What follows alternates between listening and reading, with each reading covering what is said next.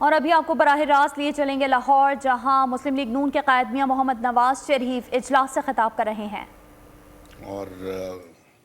کتنے سالوں کے بعد ہم اکٹھے ہوئے ہیں، تو کافی دیر بیچ میں غیر حاضری ہماری لگتی رہی ہے، لیکن اللہ تعالیٰ کا شکر ادا کرتا ہوں میں اللہ تعالیٰ کے حضور سجدہ شکر بجا لاتا ہوں کہ اللہ تعالیٰ نے آج پھر یہ دن دکھایا ہے، اور مقدمات سے جو جعلی مقدمات سے ان سے بریت بھی اللہ تعالیٰ نے عطا فرمائی ہے، اور ان مقدموں کا کھوکھلا پن آپ کو معلوم ہو گیا ہوگا، جو کہ میرا خیال ہے کہ ہمارے پارٹی رہنماؤں کا، ہمارے کارکنوں کا میری بے گناہی پہ ان کو پورا یقین تھا کہ یہ سارے مقدمے جو ہیں نا جان بوجھ کے بنائے گئے ہیں، ہماری حکومت ختم کرنے کے لیے بنائے گئے ہیں، نواز شریف کو وزارت عظمیٰ سے نیچے اتارنے کے لیے بنائے گئے ہیں۔ اس میں تو میرا خیال ہے کہ پارٹی کو، پارٹی کے کارکنوں کو اور پارٹی کے علاوہ عام شہریوں کو کوئی شبہ ہی نہیں تھا پہلے دن سے۔ آپ دیکھیں دونوں مقدمات میں، تینوں مقدمات میں کوئی جان ہی نہیں تھی۔ ہائی کورٹ میں آئے ہیں تو ان کا کھوکھلا پن پوری قوم کے سامنے، دنیا کے سامنے ظاہر ہو گیا ہے، اور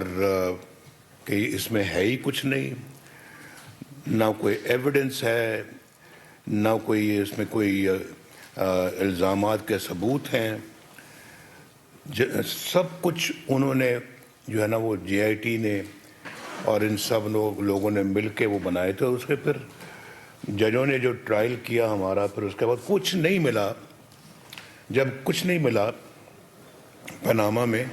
تو اقامہ نکال لیا، یعنی پاناما کو کرتے کرتے بیچ میں اقامہ اچانک آ گیا،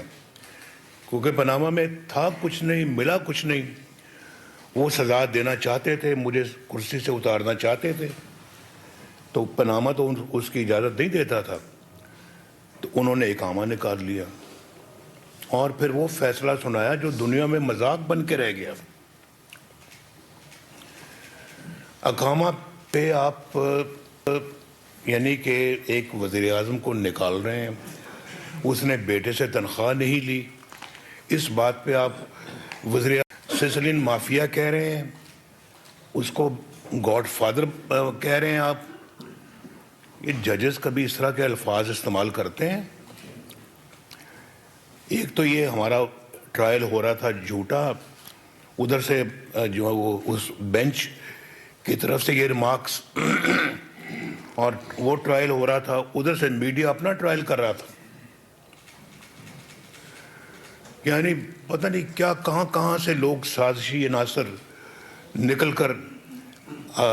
روز شام کو دکانیں لگاتے تھے، دکانداری چمکاتے تھے، اور ہمارے خلاف جو زہر ہے وہ اگلتے تھے، جھوٹ بولتے تھے۔ سبسکرائب کریں اور بیل دبائیں تاکہ کوئی خبر رہ نہ جائے۔